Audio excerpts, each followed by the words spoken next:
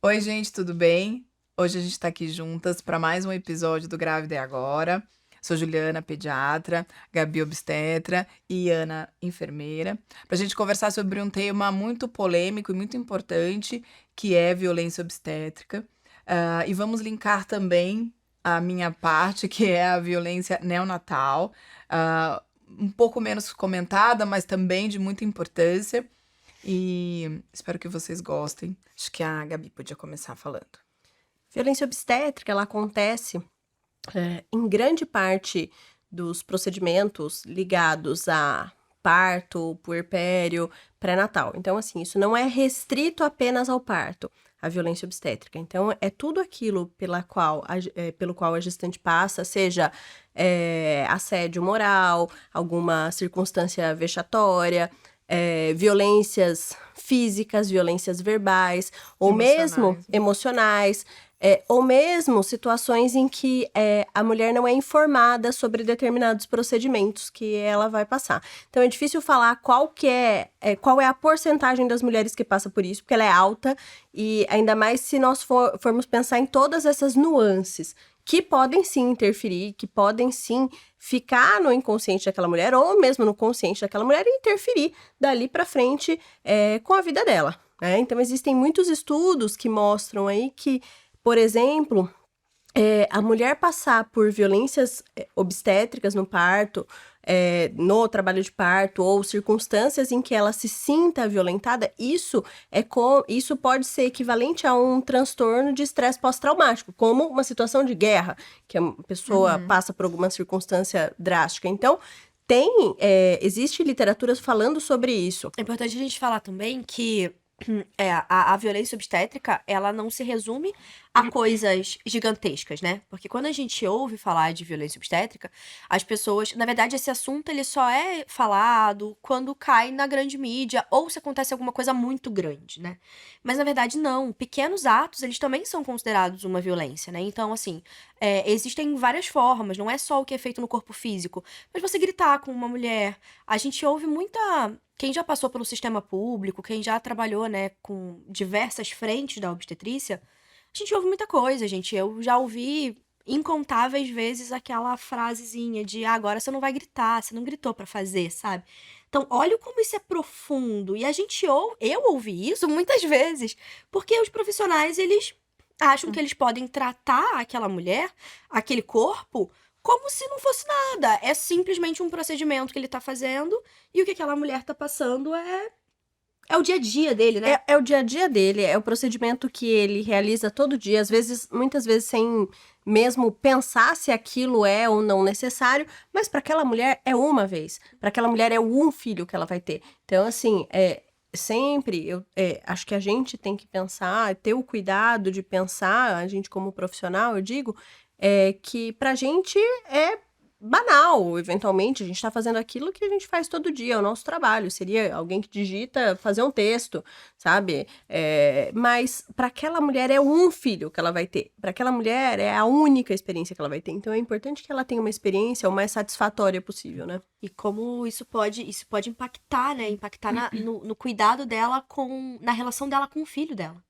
Porque, veja, uma vez que você associa também, porque eventos traumáticos, eles têm essa dimensão, né? De você associar ao Mas, agente causador, né? E aí você tem uma questão depois, tipo, de toda vez que você olhar pro seu neném, você falar, puta, caramba, o parto desse bebê foi um parto que me causou muita dor, foi um parto que me causou vergonha. depressão, Então, pós-parto, tudo É. isso, né? Maiores taxas. Mas, Gabi, fala um pouquinho assim, acho que O seria que importante a gente é? listar, quais são as violências obstétricas? Fazer um bate-bola. Primeiramente, a mulher não ser informada por tudo aquilo que ela vai passar, então você não informá-la, não falar, olha, a gente vai passar uma sonda aqui, ou olha, a gente vai precisar induzir o seu parto e eventualmente nem falar para ela como é que é a indução, etc. Ou eventualmente situações em que ela precisa escolher mesmo, sabe? Se ela quer continuar o trabalho de parto ou se ela quer, por alguma razão, mudar de via, ela não ser informada sobre aquilo é um tipo de violência. fazer procedimentos com ela, por exemplo, a episiotomia, que é o corte na vagina, o famigerado corte na vagina, né? O conhecido corte na vagina. Fazer esse corte, fazer o corte por si só é a violência obstétrica, né? Porque é uma mutilação genital. Mas você não informar qualquer procedimento é uma violência obstétrica. Xingar essa mulher durante o trabalho de parto. Uma coisa muito importante que recentemente eu ouvi e fiquei muito chocada. Ainda não permitir acompanhante no parto. Isso é uma lei federal. Então, a mulher tem direito ao acompanhante na sala de parto. Então, há hospitais que ainda assim não permitem o acompanhante, ou às vezes falam, mas não é o seu marido? Não, então a sua amiga não pode entrar. Não, é qualquer acompanhante da escolha da mulher. Então, não permitir que ela se alimente no trabalho de parto, isso também é um tipo de violência obstétrica. Aquela manobra de empurrar a barriga, né? Cristeler, que Isso, é a manobra pode. de empurrar o bebê para sair, também é uma violência obstétrica. Pode causar prejuízo para a mãe e bebê. Uma violência que não é muito falada são as violências que acontecem no consultório, né? Sim. Quando uma mulher, isso a gente tá falando aqui de gestante, mas pra qualquer pessoa, você vai no consultório, você mostra um exame e você não é explicado sobre aquele exame, sobre o que representa aquele exame, se ele tá normal, se ele não tá, se isso tem alguma alteração ou não, eu considero isso uma puta violência, sabe? E isso acontece com muita frequência. Da gente ver que, né, de repente uma gestante que mudou de médico, nova, ela chega com alguns exames e ela não sabe o que aconteceu. Eu tive recentemente, a moça que faz a minha unha, ela tá grávida. E aí ela me mostrou os exames. Só que sabe por que ela tava em pânico? Porque a toxoplasmose tinha lá o IgG e o IgM, que são exames que mostram marcadores, apenas isso. Só que ela interpretou que um tava positivo. Ela tava em pânico. Ela brigou com o marido. Porque ela achou que fosse uma doença sexualmente transmissível. Olha. E assim, eu falei, você passou em consulta? Ela falou, passei. Eles só falaram que tava tudo bem. Mas olha esse exame aqui, Ana. Isso é muito violento, gente. É uma forma de você não... Poxa, é o corpo daquela mulher, é uma coisa que tá presente nela. E você não vai explicar se aquilo traz prejuízo ou se aquilo não traz, sabe? Privar a mulher também de assistência adequada também é um tipo de violência. Recentemente também conheci uma moça que trabalha num salão que eu frequento, que a mesma coisa, ela acompanha no SUS e as meninas comentaram, porque sabiam que eu era obstetra, ela tá com a pressão alta e ela tava fazendo pré-natal de baixo risco pela UBS. E aí ela até me trouxe o cartão de pré-natal, assim, desde a primeira consulta, pressões super altas, sabe? Então, passaram remédio de pressão por 1 mês e falaram que ela podia suspender, sabe? Assim, o erro atrás... sucessões de erros, sabe? Então, e essa mulher não tá encaminhada para um lugar que é adequado, né? Se ela é hipertensa crônica. Então, isso também é um tipo de violência. Você privar essa mulher de assistência adequada é uma violência. Ou ainda, no consultório, que você falou, Ana, quando... quantas vezes a gente não vê uma gestante que chega e fala, eu mudei de médico, o médico fez um toque vaginal com 37, 38 semanas, doeu muito, e aí eu comecei a ter contrações. Então, ele provavelmente deve ter descolado bolsa para induzir aquele parto, para nascer mais rápido, né? Mas, assim, aquela mulher passou por um procedimento que ela não queria ou não foi explicada, começou a produzir contrações e dor, e às vezes virou uma cesárea, que é aquela coisa, ela acha, não, mas é que eu não dilatei. Exato. Puta, nem era pra ter acontecido isso naquela ocasião, E né? a pessoa nem sabe. Né? Nem sabe, não sabe na hora o que aconteceu. Mas né? o que vocês falaram do SUS, que me faz pensar todos os problemas que o SUS acarreta, da poucos médicos para atender, muita demanda, eles têm que atender muito rápido também, então também tem isso, né? Claro mas do SUS, mas do convênio também, Sim, né? do convênio também. Mesmo assim, a gente todo o sabe sistema, que- né? Todo o sistema é feito de uma maneira também que acaba... E quem acaba saindo prejudicado é o paciente, né? E isso que você Imagina falou que vai dar agora- tempo numa consulta de Imagina. SUS de explicar a toxoplasmose. Não vai dar mesmo, gente. Não vai dar E isso também falar disso é até delicado também, porque se aquela mulher ela tem acesso a esse serviço, não deveria ser responsabilidade dela ficar se preocupando se será que estão me informando bem, será que estão me informando mal, e a gente sabe que muitas vezes a mulher ela não vai ter informação se isso tá certo, se tá errado. E aí a Gabi falou sobre o acompanhante, e aí isso me faz pensar muito também o quanto é importante você estar com o acompanhante em consulta, quanto é importante você estar principalmente no parto, porque não dá pra falar de violência obstétrica, gente, sem falar de um dado muito importante também, que é uma violência de gênero, né? Uma vez eu tava conversando em uma live e depois que eu falei isso, um monte de gente mandou mensagem e falou: caramba, eu nunca tinha visto isso. Para e pensa, vamos, né, mundo imaginário. Se fosse um homem parindo, se fosse um homem de perna aberta numa maca ginecológica, as pessoas não falariam o que falam para uma mulher. As pessoas não fariam o que fazem com uma mulher. Não. Mas é porque a gente tá atingindo outras coisas, a gente tá falando de outro tipo de violência, que é uma violência que vem muito antes de violência obstétrica, que é uma violência estrutural de gênero. Então, quando você tá com o acompanhante ali, isso não deveria te proteger, porque, pô, o acompanhante ele tá ali também pra vivenciar o parto. Ele tá ali com outra finalidade, mas muitas vezes o acompanhante ele vai te proteger, porque é a figura masculina. Então, o cara vai falar, o médico, a médica, tanto faz, porque também não tá destinado só a médicos homens praticando violência. Tem muita mulher também. Existe até uma questão que algumas entidades médicas protestam contra o nome violência obstétrica. Mas, na verdade, assim, na minha concepção, o protesto ou a queixa sobre isso é absurda, porque eles estão interpretando como violência obstétrica como a violência que o médico obstetra faz. Mas não é, isso é uma mentira. Na verdade, violência obstétrica pode ser feita, inclusive, pelo acompanhante. Sabe? Sim. Então, não é isso, gente. Violência obstétrica é o termo para designar qualquer tipo de violência que aquela mulher no ciclo gravídico, O puerperal... anestesista, porque não precisa ser o anestesista que faz o Cristela.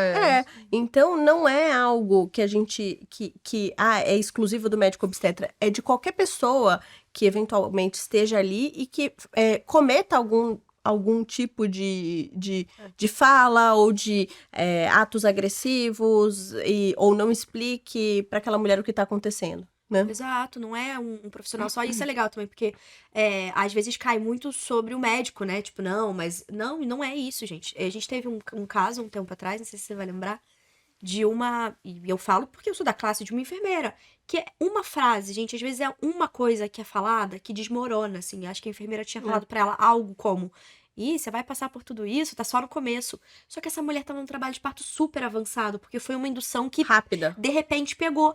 E aí, naquele momento, a gestante depois contou pra gente que ela enlouqueceu. Ela falou: não, não quero. Se tá no começo, tá assim, eu não vou dar conta. E veja como isso é violento. Pra aquela mulher, né, pra aquela enfermeira daquele dia, eu não sei o que aconteceu. Ela podia. Sabe, de repente ela falou, até numa. Tipo, ela falou sem querer. Ela falou. Não, total. Tipo, olha, poxa, tá só no começo. No sentido de dar um incentivo, de dar uma. Tá só no começo, fique firme. Mas pra mulher entrou de outro jeito. Pra mulher entrou num lugar de, tipo assim, eu não quero mais, porque eu não vou conseguir. Então, é isso que a gente tem que tomar muito cuidado, né? Eu acho que também a gente, como profissional, é se manter vigilante todos os dias. Porque é uma coisinha que você faz. Porque é uma situação em que a mulher tá muito fragilizada. Muito vulnerável. Muito vulnerável. O lance de chamar de mãezinha, gente. Nossa. Não, cara, isso assim, tem os dois lados, né? Tem o lado que é uma violência, assim, poxa, a mulher, ela tem nome, chame-a pelo nome.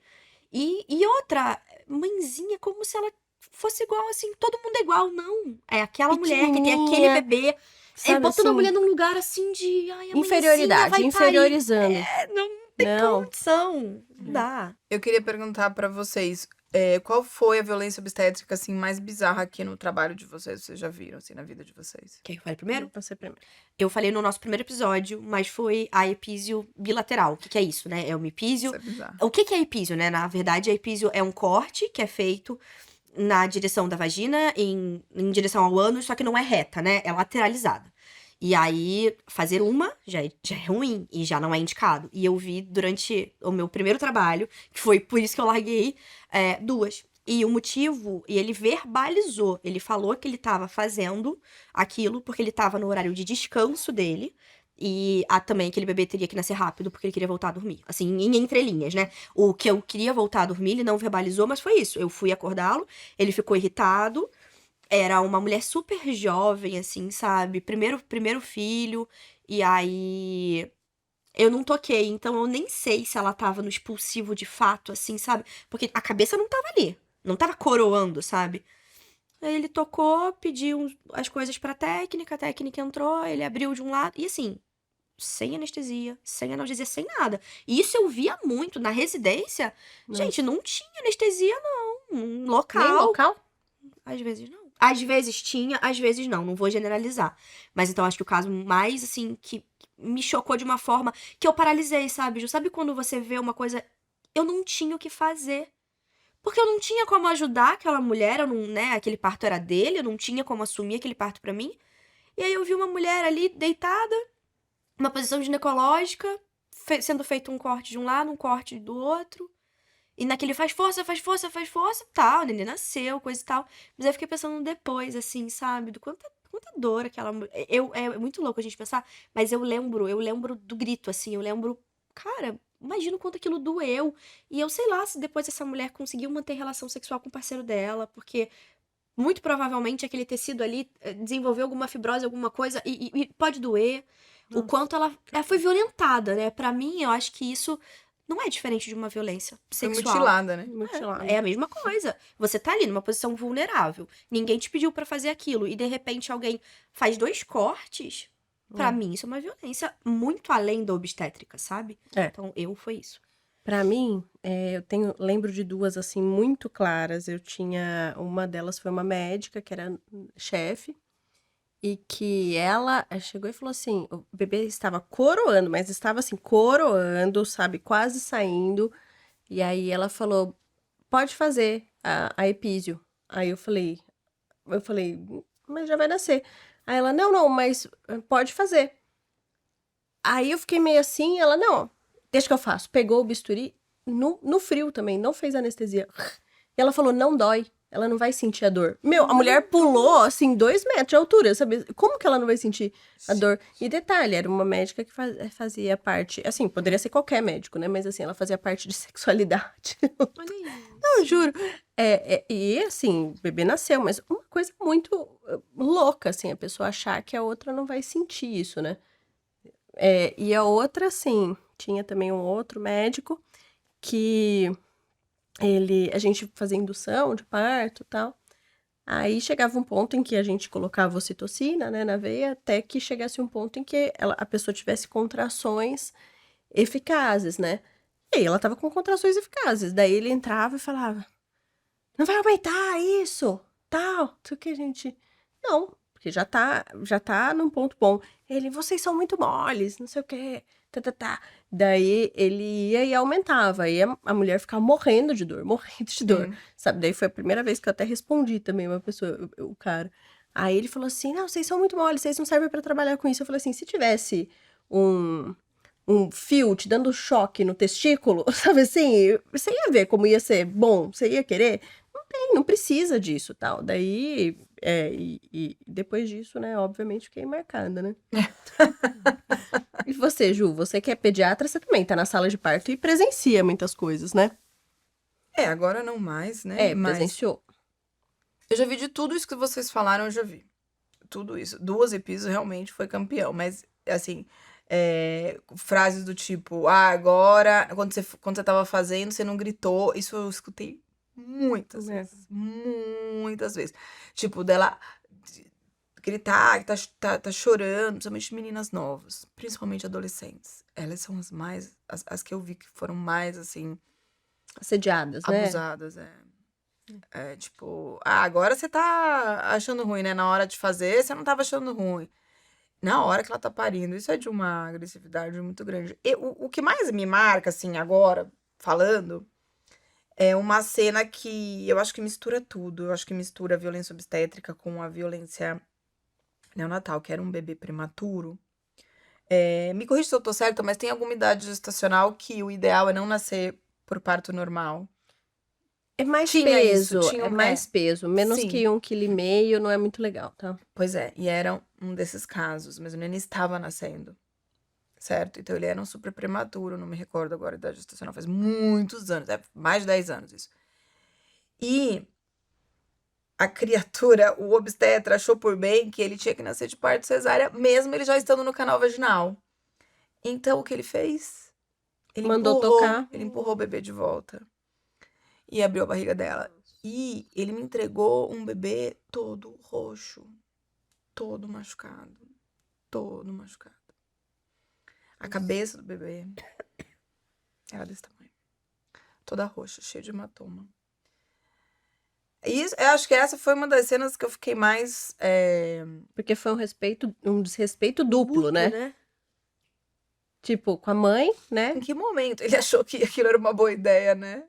Nossa, gente. E sabe o que eu fico me Sabe? passa pela cabeça? Eu queria tentar entender o que passa na cabeça de uma pessoa dessa. Será que ele realmente acha que ele Acha. fez a melhor coisa? Acha. Ou é só porque ele é um violento mesmo, Não, sabe? não, ele acha. Eles acham. Ele acha. Ah, já aconteceu. Sim, Nossa Já Senhora. aconteceu Né? de paciente minha chegar, tipo, sei lá, 3 cesáreas anteriores, mas chegar parindo o quarto, e aí não me ligarem do hospital, fazerem a cesárea nela, e aí a plantonista me ligar e falar assim: nossa, mas tava quase nascendo, a gente quase teve que botar o bebê pra dentro, pra não nascer por parto vaginal. Entendeu? Você fazer Mas- isso com um termo, com um bebê de 40 semanas, já é um negócio agressivo. Agora, você imagina você fazer com um bebê que era desse tamanho. Assim. É. Então, e é claro que ele veio a óbito, né? Não tinha Nossa. como. Ele foi nocauteado, né? É. Então, é muito. A vida do neonatologista é muito difícil, porque acaba vindo pra gente a repercussão de tudo isso, né? Porque normalmente esses partos muito violentos, o bebê não nasce bem. É.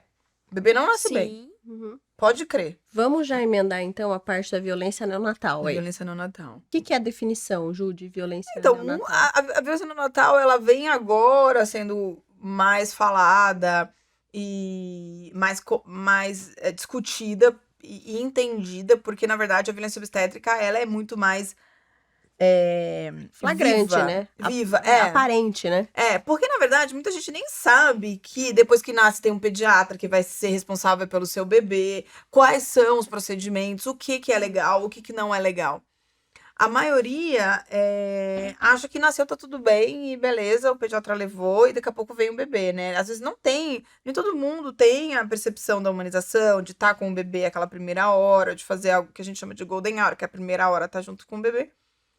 E não entende que, por exemplo, é porque assim, as coisas mudaram muito. Quando eu me formei, a gente aprendia que todos os bebês, por segurança, precisavam ser aspirados em narina, ser testado, aí já não é mais aspirado, testado estômago e testado ânus, para ver se o ânus era pérvio, com uma sonda. Então, a mesma sonda que você aspirava a narina, aspirava a boca, narina, testa o estômago, você não precisa obrigatoriamente aspirar, mas você testa para ver se o estômago é pérvio, ou seja, não tem atresia, não tem nada fechado, e testa ânus. Eu tenho até uma paciente que aconteceu isso e para ela foi muito difícil e foi um alívio dela perceber, porque ela falou assim: Juliana, aspiraram o ânus do meu filho. Não, não aspiraram, com certeza não aspiraram o ânus do seu filho. Testaram, enfiaram apenas a pontinha da sonda para ver se aquele ânus é pérvio.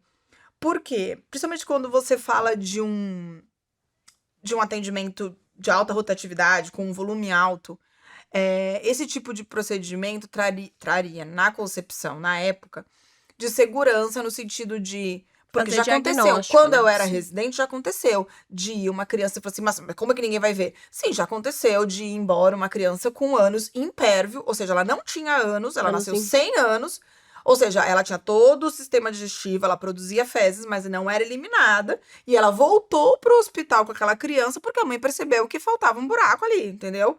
Então, assim, e nenhum médico percebeu, nenhuma enfermeira percebeu, ninguém percebeu.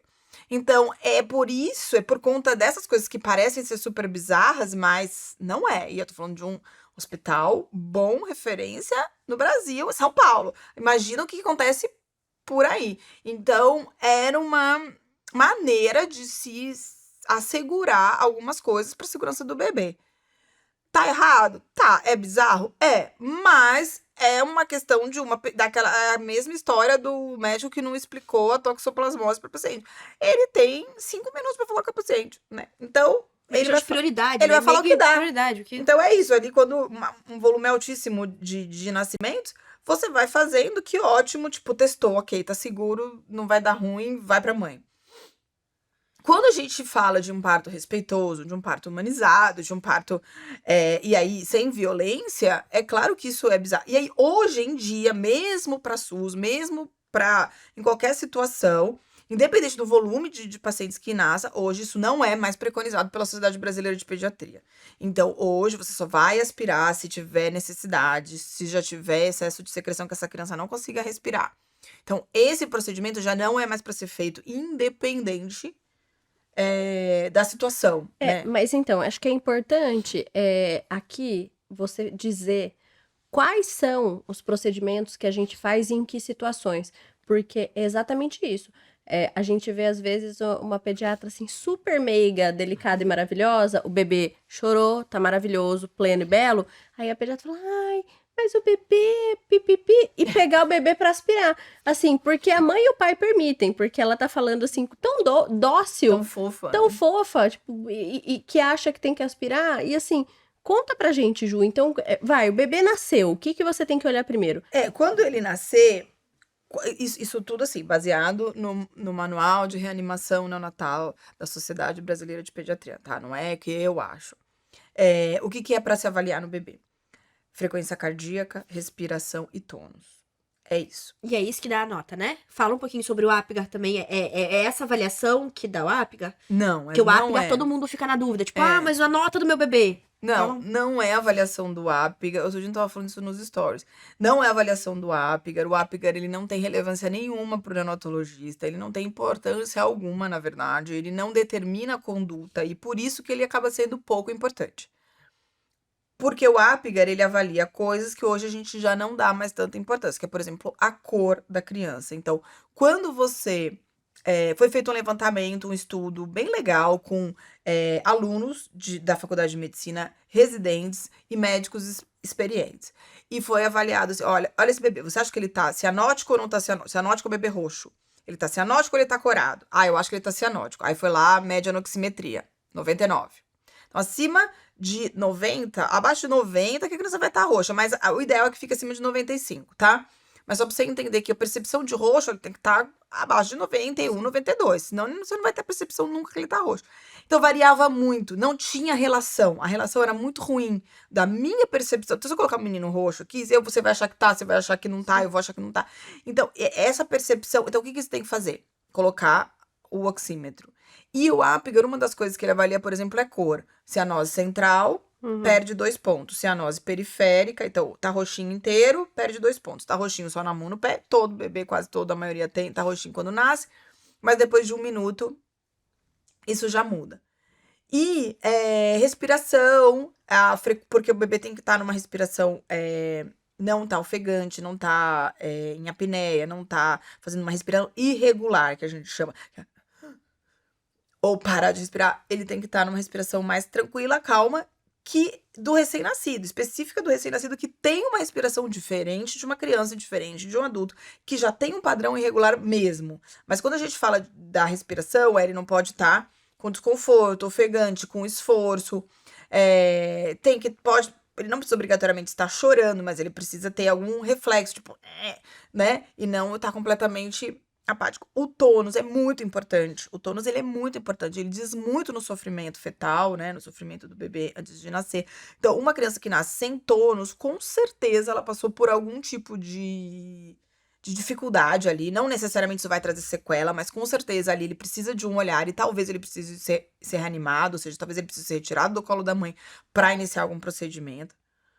E a frequência cardíaca, que é o mais importante de todos, que é o que mais vai ter alteração, mais evidente, que já é algo já avaliado intraútero e que vai ser avaliado também. Para mim, é também do mesmo jeito que para vocês, é muito ruim se ele tá taquicárdico ou se ele tá bradicárdico, mas dentro da reanimação, bradicardia é o que a gente avalia, menor que 100 ou menor que 60, tá? Porque menor que 60, pro neonatologista, é uma criança parada. Sim. Tá? Em parada cardiorrespiratória, isso que eu quero dizer. E menor que 100 tá bradicárdico. Agora, o que a gente vê como uma criança sofre? Ele pode estar brad, aí a gente reanima. A primeira coisa que acontece, ele fica ataque, vai pra 180, 190. Então, não tá bom também. É uma compensação e uma amostra de que aquele criança precisa ainda de um tempo. Então, às vezes é um momento que eu espero um pouco, até para voltar para mãe. Eu deixo ele ficar numa frequência, porque acima de 200 ele já começa a ter riscos de arritmias mais importantes. Então, eu dou um tempinho, espero ele ficar pelo menos abaixo de 180 para levar para a mãe. Então, são algumas coisas que a gente faz porque às vezes vai mexer e aquilo pode, né, piorar. Descompensar. Então, esse é um bebê, é muito tênue. Na neonatologia é muito tênue. Mas, resumindo, o que a gente observa mesmo é a frequência cardíaca, respiração e tônus. Então, ele tem que estar com tônus em flexão, que é o tônus normal do recém-nascido, bracinhos dobrados, a perninha, por vezes esticadas, mas normalmente dobradas. Nunca o recém-nascido vai estar com o braço esticado. Nunca. Se ele tá com o braço esticado, o tônus tá ruim, tá errado. É sinal de sofrimento. A não ser que ele esteja, né, pós-mamada, dormindo, tá? Tô falando numa situação de nascimento. A frequência cardíaca, que tem que estar acima de 100, e a respiração, que tem que estar com uma respiração, né, que não tenha um padrão irregular, ou com alguma dificuldade, ou com algum desconforto. E dentro disso é que a gente vai seguir as normas lá da reanimação neonatal, e isso vai determinar o que eu vou fazer. Então, normalmente, a primeira coisa é aspirar, porque às vezes só a retirada do excesso de secreção melhora.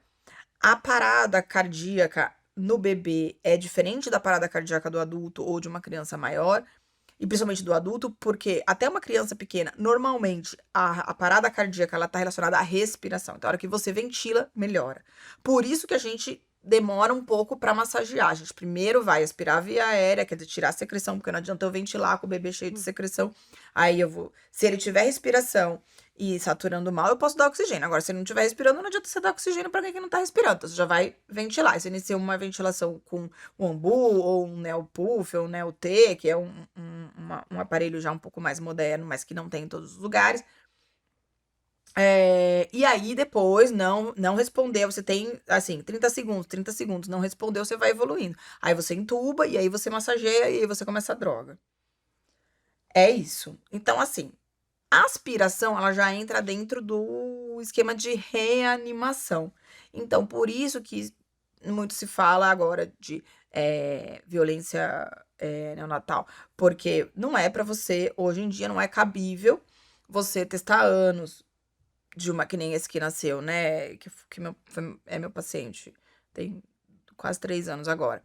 Quando nasceu, os pais chegaram muito fragilizados, muito mesmo, porque eles estiveram com o hospital, com o médico do plantão. E a percepção deles daquilo foi pavoroso, porque foi uma criança que nasceu bem. Estupro, né? Foi uma criança que nasceu bem, foi retirada da mãe para ser aspirada sem necessidade, boca, narina, e na concepção dele tinha aspirado anos. Sim. Então ela chorava e falava: meu Deus, ele aspirou até o fiofó do meu filho. E isso pode parecer uma coisa sem muita importância, mas é muito grave, né? Porque é isso, você... Porque aquela criança, assim, né, gente? Quando o bebê tá nascendo, ele tá vindo de um ambiente, que ele conhece, né? Sim. Que ele passou ali todo o tempo dentro do útero, sabe? Quente, tranquilo, ouvindo os barulhos, tudo. Nasce, de repente... já tá sendo aspirado, né? Um desconforto. E ele tem o direito de ficar junto com a mãe, né? Ou com o pai, se a mãe não puder. Então, assim, antigamente também, agora parou, mas existiam alguns hospitais que tinham por rotina, uma coisa que era muito bizarra também. Então, tipo, a criança nasceu, ia pro berço, imediatamente. Tipo, a mãe não vê, ninguém vê. O pai tá ali do lado do berço, ainda podia ficar. É aspirado tudo. Acabou, vai ser mostrado pra família, que às vezes está numa janela. Senhora. A mãe só vê assim um pouquinho rapidinho, tira uma foto e vai tomar banho. Isso era rotina em hospitais. Daí aquela foto que a gente vê, aquele bebê ao contrário da cabeça. Que não é pele a pele, né, gente? Uma criança toda enrolada, com a cabeça aqui do lado e a mãe aqui numa cesárea, isso não é pele a pele. Não. E nem é pele a pele também você ficar vendo seu filho pelo campo transparente, né? Pelo plástico transparente. Isso é muito bizarro. É muito bizarro. E aí fica lá, olha aqui, mãe, que lindo. Você não tá enxergando nada. Tem médico que encosta no plástico, sabe? A criança no plástico. Que coisa horrível. Horrível. Que coisa horrível. Não, e assim, voltando nessa parte de aspirar, o que a gente tava falando, né? O fato de o bebê chorou, não precisa ser aspirado. Por quê? É. Porque a aspiração é parte da reanimação neonatal. Um bebê que está chorando, não importa se tem mecônio, se tem qualquer coisa. Mecônio é o Exato. cocô do bebê. Então, assim, se ele nasceu e chorou, ele não tá em sofrimento, ele não precisa de reanimação. É porque mecônio é uma outra coisa que mudou. Medicina muda sempre e neonatologia muda muito o tempo todo, porque eu acho que é uma especialidade super nova, né? Super jovem. Quando eu me formei também era assim, ó, mecônio espesso. O que é o mecônio espesso? O bebê fez cocô e aquele cocô tá muito espesso, ou seja, tá muito grosso, ou seja, não foi uma coisinha que aconteceu, isso já é mais intenso, tem maior sinal de sofrimento. O que era Ou não necessariamente sofrimento, né? Porque se o bebê é nasceu um chorando, não é medo. sofrimento. Mas um medo de ter um sofrimento. risco, vai, é um risco. O risco da criança aspirar. É. E aspirar um mecônio espesso, ele é mais grudento, ele é mais difícil de ser eliminado, então teria mais risco para essa criança depois. É só para explicar o fundamento do negócio. Então, o que se fazia? Gente, eu entubava na minha residência 15 crianças por dia. Por quê? Mecônio, ninguém mexe. Assim, ó, fazia assim ó, com a criança. Ninguém mexe. Ninguém mexe na criança. Dá pro Nel. Aí me entregava e eu não podia mexer, tipo, eu não podia estimular, não podia fazer uma nada. bombinha, né? Porque eu Tipo uma tinha bombinha que relógio. entubar. Eu tinha que Você obrigatoriamente. tinha que fazer, visualizar Eu a tinha que laringe. Não, eu tinha que entubar e aspirar a laringe. Ah, Mecônio espesso não mexe no bebê pra ele não fazer um Ninguém queria que fizesse um Pega ele, coloca ele deitado. Parece absurdo, mas parece eu juro que, eu me formei tipo assim, juro por Deus. tiraram qual que é o nome da granada? Tiraram o pino Tira da a minha- granada. Leva. Era assim, ó. assim, ó. Não mexe, não Se mexe. fizesse ato, quase jogava pro alto, né? Tipo, Juro por Deus, juro por Deus. Sacanagem. E eu também pegava assim, ó, colocava e já entubava. Então eu entubava. Eu e minha turma, a gente entubava muita criança o dia inteiro entubando. Nossa, mãe. O que foi bom pra nossa formação, mas foi péssimo pra todas aquelas crianças. Que assim, você tem um aspirador, então você entuba.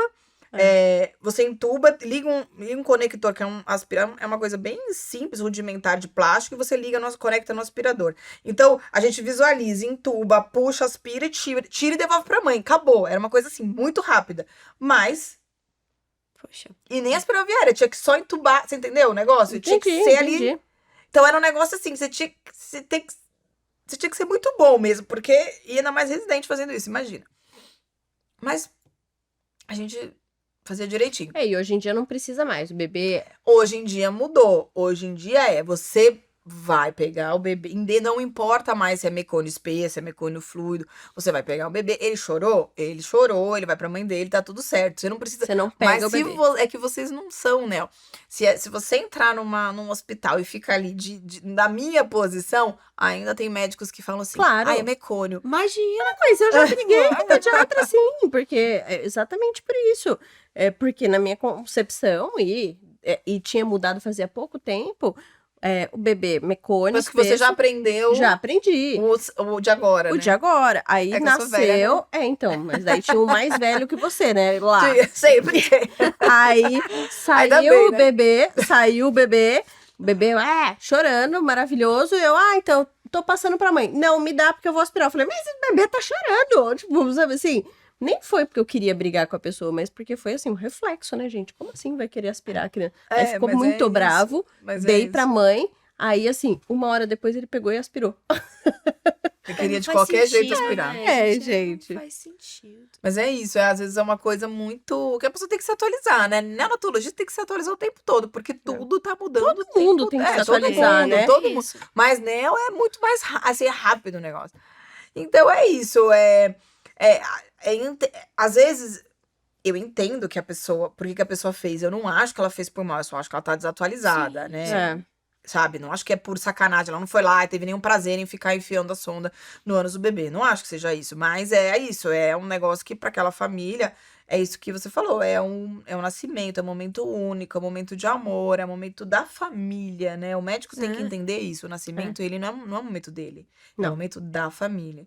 E você tá ali pra não atrapalhar e pra ajudar se precisar, Exato. né? Só que a grande questão, a grande crítica aí, eu acho que dos nossos colegas médicos é que eles acham que o momento é o dele, né? É isso. Ô, gente, é porque também isso. tem que pensar no seguinte, tudo volta lá pra trás, né? Como que foi ensinado? Vocês, médicos, foram ensinados, A acho que aos fazer. poucos tá mudando isso, Mas vocês foram ensinados a resolver problemas. E aí o parto, ele começa a ser um ato como vamos resolver esse E parto. até, Ana, eu Tem vou que te falar, resolver até se você fica muito sem fazer nada, você fala assim, pô, mas não fiz nada. A Mariana, a Chagas, ela tira muito sarro de mim. Eu falo assim, não, você veio até aqui e não fez nada, né? Você não fez nada até agora. Eu me matei aqui nesse parto, você não fez nada. Mas qualquer... É que eu falei assim, não fiz mesmo. Mas É isso, você é um E que bom, seguro. eu tô você é aqui um pra se seguro. precisar, Você exatamente. Agora, não, e a gente faz, a gente garante o pele a pele, a gente garante a amamentação, a gente garante um monte de coisa. Mas, de fato, fisicamente, eu não fiquei fazendo nada. Mas sabe o que eu penso? Isso é o mais difícil ainda. O não fazer nada, É você tem que ter muito muita difícil, segurança pra é isso. isso, é Sabe? isso. É igual a gente em trabalho de parto. Hoje em dia eu penso muito nisso. Também, né? Às vezes as pessoas falam, vocês ficam muitas horas e às vezes vocês estão fazendo outra coisa. Mas tem que ter muita raça pra não fazer nada. Porque se É. você não tá fazendo nada, é porque você tá garantindo a segurança de outras formas. O que é diferente. Uma coisa, outra coisa, né? O não fazer nada não é também só sentar no chão e vamos deixar a natureza agir. Não, mas é você checar o que você tem que checar e o resto é você ter certeza que tá tudo bem. Porque eu acredito que muita, tipo, falando agora em pediatra, uma coisa que eu não, né, não é o meu lugar de fala, mas veja, é muito mais tranquilo você pegar aquele nenê, acabar a Golden Hour ali imediatamente, pega aquele nenê do colo da mãe, aspira, garante tudo e devolve pra ela. Sim. Porque daí você vai falar, ai, quer saber? É mais Tô seguro. tranquilo. Exato. É mais né? seguro porque você não vai estar mais ali. Exato. Porque você já vai ter que ir, pensa que essa pessoa já vai ter que ir pra outro parto. É. Porque quando eu me formei, vamos lá, eu tô parecendo aquelas velhas da história da quando eu me formei, a gente reanimava, pasmem, numa sala de reanimação. Nasceu, Saía, Tinha que vai levar, pra né? fora É, do sim, quarto. sim. Essa percepção de hoje, essa realidade de hoje, de nasceu, fica na sala, não era assim. Nasceu, vai pra uma sala. Eu ficava na sala de reanimação, eu não entrava nos quartos. Alguém levava Alguém o bebê Alguém pra levava, a você. enfermeira levava o bebê pra mim. Olha isso. Eu não ficava na Mas não, já eu não fizeram via o assim, parto eu tava lá acontecer. esperando. Eu não via Não. o parto acontecer. Não, de jeito nenhum. Eu ficava na minha salinha. Na minha residência, os pediatras já ficavam lá. Tinha uma salinha pra reanimar, mas tinha também o bercinho Menina, lá e quando na chegava sala. mais de 2, 3, 4 bebês e eu só tinha 2, 3 bebês? Aí era tipo fila. Eu ficava junto. Ficava todo mundo lá. Falava, põe a pulseira pra não trocar as crianças. Cacete. É assim, gente. Aí, quantos anos eu sou formada? Entendeu? Isso acontecia. Então, olha só a mudança que houve já nas instituições, né? Hoje é obrigatório. Eu me lembro quando falaram assim, agora eu vou ter que receber o bebê dentro da sala. A gente falava, mas como? Não tem como. Porque, claro, às vezes numa manhã eu pegava 17 bebês. Como que você ia ficar numa sala? Como que eu ia ficar numa sala? Não tem como. Mas a gente Vai nascer se bebê sem mim. habitua. E nasceu. E nascia. Sim. No início, até tudo se estabelecer, nascia. Lógico que nascia. Claro que assim. Mas é a mesma coisa quando as pessoas falam assim, mas não tem como a gente receber um acompanhante. É isso. Por quê? Porque no começo, o lugar onde eu fiz também, residência, era assim, as camas, uma de frente pra outra. Nem as pacientes tinham uma privacidade, sabe? Assim, aí falava, como que vai botar o acompanhante? Realmente, daquele jeito não dá, mas assim, tem que ser feito alguma coisa pra mudar. Não dá pra ser desse jeito. E é isso, as coisas vão mudando porque vão surgindo leis, etc, e fiscalização, né? E questionamento. Eu acho que hoje com o Instagram melhora muito, porque a pessoa vai lá, filma, olha o que tá acontecendo aqui, né? Mas há uns anos atrás não era assim, então ninguém nem sabia. E a gente, dentro do sistema, acha que aquilo é absolutamente normal. Você só reproduz, né? É uma grande a reprodução. gente só E era reproduz. assim, gente. Não só onde eu fiz residência, como nos hospitais particulares, como que era? Os bebês ficavam no berçário, vocês sabem disso, né? Sim, claro. Aí eles pegavam, tipo, uma grande maca com vidro em volta, colocavam um bebê do lado do outro, ia deixando nos quartos pras mães amamentarem. Daqui a pouco pegava os bebês de volta e deixava no berçário. Era assim que funcionava todas as maternidades, públicas e particulares. Sabe uma coisa que é legal a gente falar? Aqui, a gente tá falando de uma posição também de, tipo, a Ju é pediatra, ela fica lá na sala de parto, junto com a equipe, porque a gente trabalha com modelo particular. Mas, pra quem vai também pro público, isso vale também. É claro que a gente sabe que no público, provavelmente você não vai ter um pediatra que fique ali o tempo todo. Mas é importante quando você for escolher a maternidade, ver se aquela é amiga da criança, né? Se é pró-amamentação. Porque isso já diz muito a respeito também do tipo de profissional que você vai encontrar ali dentro, né? Eu acho que do público é mais fácil. Você pegar grandes hospitais públicos, você Sim, vai sim. ter um bom atendimento da parte da pediatria, sim. Acho que o plano é a mesma coisa também, né? Isso, tipo, primeira coisa, é hospital amigo da criança? Opa, já temos um benefício que é um hospital para amamentação. Hospital escola, hospital Hospital que tem escola. aluno, sempre são bons hospitais para você procurar para ter atendimento, né? Sim. Então é isso. Então o que a gente queria falar hoje é isso, assim, busque o máximo de informação dentro do tipo de assistência que você vai ter, sabe? Porque também existe uma delicadeza entre o você ver o profissional fazendo alguma coisa. Quanto mais informação você tem, mais você vai ter clareza para aquele profissional para saber se aquilo deveria ser feito ou não, sabe? E aí entra em um assunto que provavelmente a gente vai conversar um dia quando a gente tiver a presença de uma doula, que é a importância de fazer um plano de parto, porque o plano de parto ele é uma ferramenta de estudo também, né? Então você muito acaba legal, estudando e entendendo o que é possível e provável de acontecer, e aí em cima daquilo, e uma coisa que eu sempre falo muito, gente, indagar é uma ferramenta de muito poder, né? Porque se você tem um mínimo de informação e alguém vem pegar o seu bebê e você pergunta, doutor, por que você vai pegar? Muitas vezes é nessa perguntinha que o profissional ele já fala, ai, vou ter que explicar, então nem vou pegar, sabe? E eu via isso na residência. Como eu não tinha tempo de fazer o pré-natal, né? Falava, cara, eu chegava no pai, me dava um cutucão, eu falava, pergunta por que vai fazer tal coisa, pergunta por que vai pegar. E aí o cara perguntava, ô doutor, mas você vai pegar o bebê por quê? E aí o médico, e ele não pegava mais. Então é isso, assim, busquem informação e ao mesmo tempo criem esse pensamento mais crítico, mais assim, de caramba, deixa eu perguntar, deixa eu entender o que tá acontecendo. Só que você só consegue se confrontar se você buscar informação. E pra gente fazer com que mais informação chegue em mais pessoas, a gente pede pra que vocês deixem um comentário, contem pra gente o que aconteceu, qual história que você teve, o que te marcou, porque é isso, né? A gente também, esse movimento de informar e compartilhar, ele pode ser muito precioso pra que outras pessoas não passem por uma situação que foi dolorosa ou constrangedora pra você. Então é isso, assim a gente finaliza mais esse episódio e nos vemos em breve. Beijo!